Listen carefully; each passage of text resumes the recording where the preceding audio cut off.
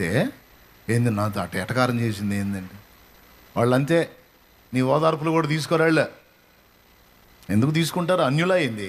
నువ్వు వెడితే ఎట్ట తట్టుకుంటావు వదినో అంటే ఏం చేసావు వదినా అంటే నీకేమన్నా అన్యులా అక్కాయ్? విశ్వాసులు ఎట్ట తట్టుకుంటున్నావురా బ్రదరో అంటే ఏం చేద్దాంరా బెదరు అని ఏడవటానికి అన్యుడా? క్రీస్తు యేసునందున్నవాడు విశ్వాసము గలవాడో, కృంగిపోడో, కుమిలిపోడో, భయపడడు, వెనకడుగు వేయడో. హల్లెలూయా, హల్లెలూయా. అదే చివరికి ఆనోళ్లే వచ్చి చెప్పాలా, నిజంగా నువ్వు అసలు అన్ని బాధల్లో ఉంటే ఎట్ట బయటపడతావు అనుకున్నాం కానీ భలే బయట వేసాడా దేవుడు నిన్ను అని ఆనోళ్లే అనాలా. చేస్తాడు. కాబట్టి విశ్వాసంతో నింపబడిన వారై ఉండండి, నిశ్చయత గలవారై ఉండండి. ప్రార్థన చేసేటప్పుడు కూడా పొందానని నమ్మండి. అవసరమైతే లేని వాటిని కూడా. ఒకసారి బాలు నాయక్ అనే బ్రదరు నా దగ్గరికి వచ్చాడు. పేరు బాలు నాయక్. క్రొత్తగా దేవుని పాదాల దగ్గరికి వస్తున్నాడు. ఇక్కడ ఉన్న ప్లేసుల్లో ఒక 2 సెంట్ల స్థలం అతంది. మీరు కూర్చున్న స్థలంలో 2 సెంట్ల స్థలం అతంది. అది అమ్మటానికి వచ్చాడు. ఆ రోజు దేవుని సువార్త చెప్పి పంపిస్తే పోయి మళ్ళీ వచ్చాడు ఆదివారం. దేవుని మాటలు, దేవుని ఆలోచనలు అతనికి కొంచెం అర్థమైనాయి. సంతోషపడ్డాడు, వచ్చాడు. ఈ జనంలో కూర్చొని ఉంటాడు. ఇప్పుడు నాకు తెలిసి వచ్చి ఉంటాడు. అయితే ఆ రోజు కన్నీళ్లతో నాకు ఒక విన్నపం చెప్పాడు. 2 సంవత్సరాలు అయింది మా తమ్ముడు వెళ్ళిపోయి. అటు చచ్చిపోయాడో బతికున్నాడో నాకు తెలియదు. ఇల్లన్న మా ఇంట్లో మా అమ్మ నాన్న నేను అందరం బాధపడుతున్నాం. 2 ఏళ్ళు అయింది వాడు వెళ్ళిపోయి. వాడి సమాచారం ఏది తెలియదు మాకు.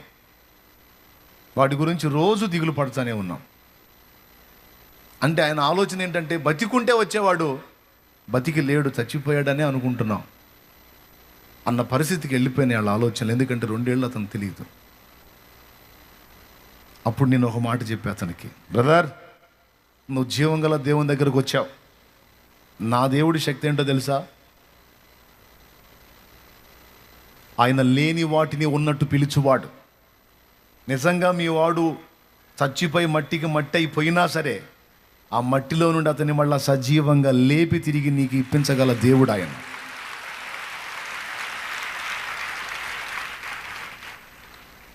అలాంటి వాడు ఆయన. మృతులను సజీవులుగా పిలుచువాడు. ఇప్పుడు మనం కోల్పోయిన మన వాళ్ళందరినీ మళ్ళీ ఇస్తాడు మనకి, అది పక్కా, దానికి డౌట్ ఏం లేదు. ఇప్పుడు ఇవ్వచ్చుగా అంటే ఇస్తారు, దడ తగ్గించుకో ఇస్తారు. ఆ సమయం ఉంది, ఆ సమయం వచ్చినప్పుడు ఇస్తారు తప్పకుండా అని నేను చెబుతా. తప్పకుండా ఇస్తాడు. దానికి ఒక సమయం ఉంది, అది వాక్యం చెప్తుంది. ప్రతి సమాధి తెరవబడుతుంది, మృతులు అక్షయులుగా లేపబడతారు, పర్మనెంట్గా మనతోనే ఉంటారు వాళ్ళు. ఖచ్చితంగా అది జరిగిద్ది. నేను చెప్పా, మృతులను కూడా సజీవులుగా లేపువాడు నా దేవుడు. ప్రార్థన చేస్తాను, నా తండ్రికి ఇష్టమైతే అలాంటి కార్యం జరిగించి నీ తమ్ముడిని నీకు పంపిస్తాడు పో అన్న. నీకు తెలుసా, ఓన్లీ 2 వారాల వ్యవధిలోనే మళ్ళీ వచ్చాడు. 2 వారాల వ్యవధిలో మళ్ళీ వచ్చాడు. ఈసారి ఎలా వచ్చాడో తెలుసా? సింగిల్ గారాల వాళ్ళ తమ్ముడిని తీసుకొని వచ్చాడు. మరి ఎలా సాధ్యమైంది? దేవునికి స్తోత్రం కలుగును గాక. ఈ ఒకటి కాదు, ఇలాంటివి ఎన్నో చాలా కార్యాలు. ఇది నా గొప్పతనం కాదు, నా దేవుడి గొప్పతనాన్ని చెప్తున్నాను నేను. ఆయన శక్తి గలవాడని చెప్తున్నాను నేను. అట్లా విశ్వాసం నీ ఉంచే పరిధిని బట్టి కార్యాలు జరుగుతాయి. ఓకేనా? మరి అలాంటి స్థిర విశ్వాసం, బలమైన విశ్వాసం కలిగి దేవుని కార్యాలు మీరందరూ స్వతంత్రించుకోవాలని మనసారా కోరుకుంటున్నాను. సమస్యల్ని నమ్మకండి, సైతానును నమ్మకండి, రోగాలను నమ్మకండి, వాటి గురించి మనుషులు చెప్పే గొప్ప వాటిని నమ్మకండి. వాటన్నిటికంటే గొప్పవాడు నీకు తోడై ఉన్నాడని మాత్రం నమ్మండి. పరిస్థితులు తారుమారుగా ఉండొచ్చు. ఇప్పుడు నీ పరిస్థితులు వాటిని మళ్ళా తారుమారు చేసి నిన్ను లైన్లోకి తీసుకురాగల దేవుడు నా దేవుడు. దేవునికి మహిమ కలుగును గాక. ఏం చేయగలడో వాటిని తారుమారు చేసి నీ గ్రిప్పులోకి తీసుకురాగలడు. బాగా దేవుని పిచ్చోడు ఒకడు ఉన్నాడంట. దేవుడు అంటే బాగా భయభక్తులతో బతికేవాడు. ఆ ఊళ్ళో వాడిని అందరూ దేవుడు పిచ్చోడు అంటారు. ఎందుకంటే ఎప్పుడైనా ఏదైనా దేవుడి దయ, దేవుడి కృప, దేవుడి కనికరం అని అంటా ఉంటారు. రాజుగారి బర్త్డే ఫంక్షన్ వచ్చింది. రాజ్యంలో ఉన్న పౌరులకి ఒక ఆఫర్ ఇచ్చాడు. పౌరులకి పౌరులందరూ రావాలి, ఎదుగో మీకు రత్నాలు, వజ్రాలు, వైడూర్యాలు, కెంపులు, మరకత, మాణిక్య, గోమేద, పుష్యరాగ రాళ్ళు అన్నీ ఉన్నాయి. రాజుగారి ఖజానా సమృద్ధి. తలా ఒక గుప్పెడు మీ చేతికి పట్టినంత వరకు, మీ చేతిని అందినంత వరకు తీసుకెళ్ళొచ్చు. మీరు చేత్తో పట్టుకున్నవన్నీ మీవే పొండి అన్నాడు. ఇక చూడు, మంచి ఆఫర్ కదా.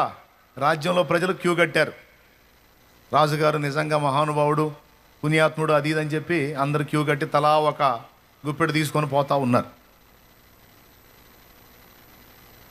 మీరు పట్టింది ఏదైనా, అది వజ్రాలు, వైడూర్యాలు, మరకత, మాణిక్య, గోమేద, పుష్యరాగ, ఏ రత్నాలైనా, ఏ వజ్రాలు, మీరు పట్టుకున్నదల్లా మీదే పోండి అన్నాడు రాజు ఉల్లాసంగా.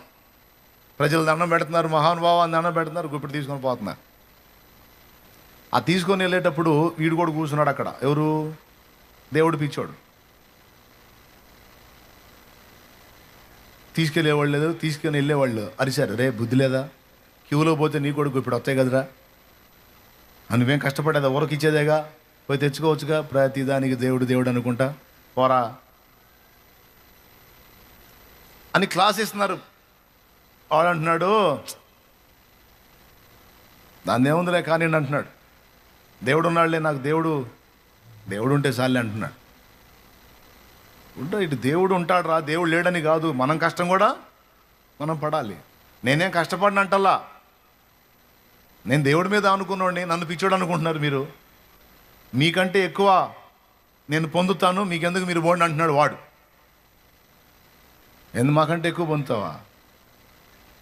ఇంకాసేపు ఆలస్యం చేసావంటే ఆ బస్తాలు ఖాళీ అయిపోతే ఆ గుప్పిడి కూడా దక్కదు, వెదవా పోరా అంటున్నారు.